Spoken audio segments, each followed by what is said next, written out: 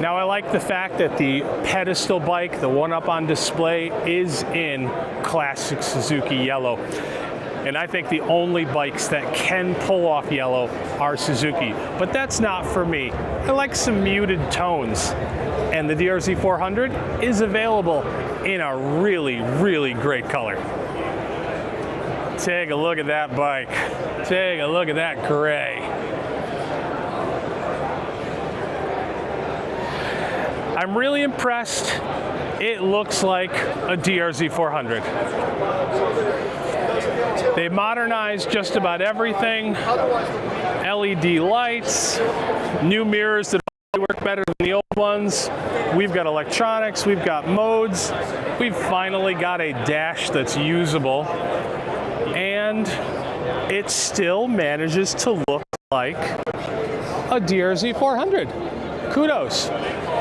And what you're gonna get with this, I don't know if you've seen any of my other videos, but I am complaining. I mean, royally complaining about the quality of brakes on bikes today. Look at this Nissan.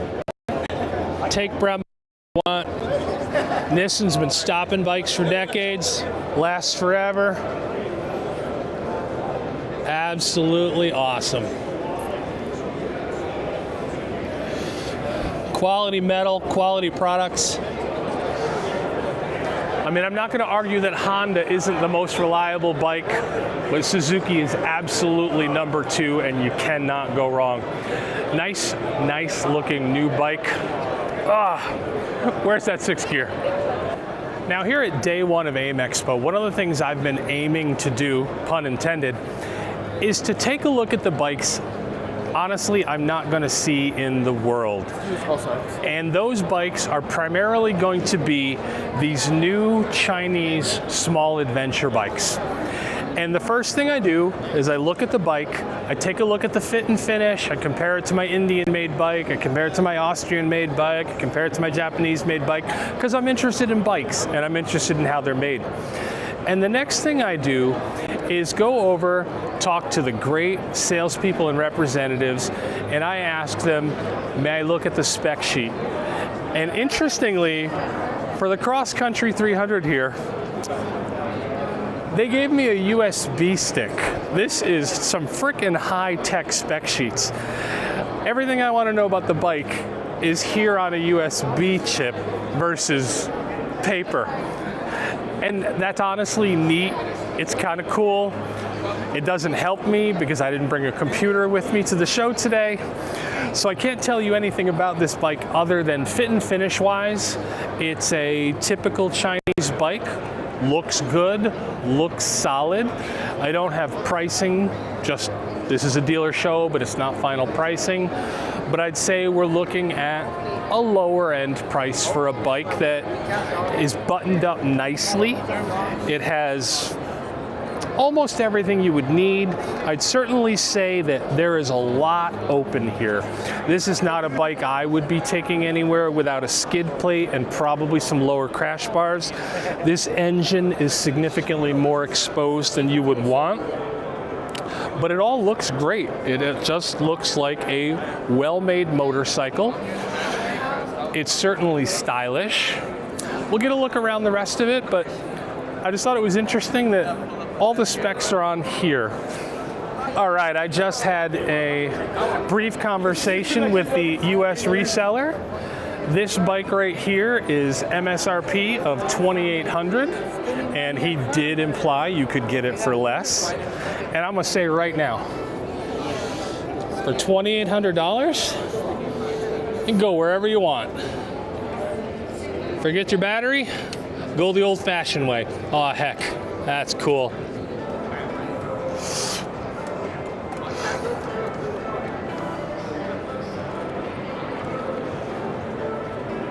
Now yes, you'll need to add a little bit of protection, but $2,800, you can now buy a motorcycle and ride that thing anywhere on the street that you want to, and probably a decent amount of gravel without any issues whatsoever. What can you expect if you attend a trade show? Hang on, there's gonna be a lot of this. And I will not be editing it out because The biggest thing I've noticed about the trade show so far is the air is dry. It's hotter than heck in here, and I'm just dehydrated. These 2 hours have made me feel like I should have had a gallon of water by now.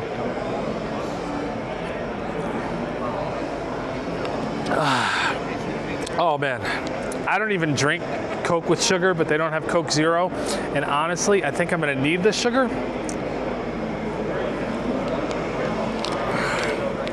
All right, so let's talk about going to a trade show. Now, the first thing I noticed when I got here yesterday was it's a lot of people and a lot of boxes.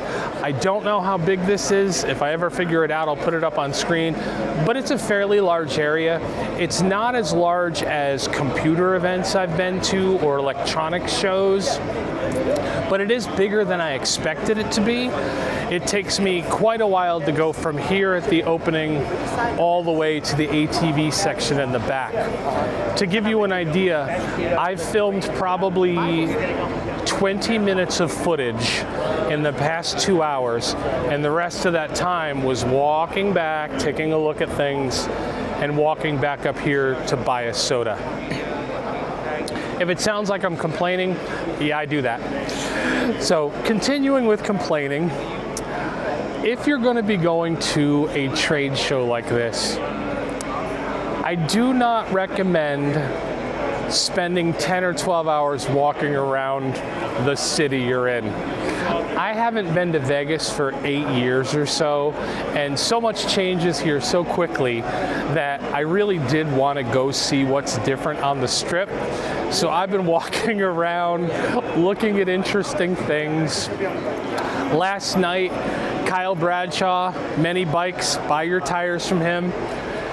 He and I went out to dinner, and he said to me, "Do you want to see the Fairmont Experience? How long since you've been there?" And I said, "I've heard of the Fairmont Experience, but I've never gone." And so the night before the event opened, Kyle worked from 8 to 6 at night.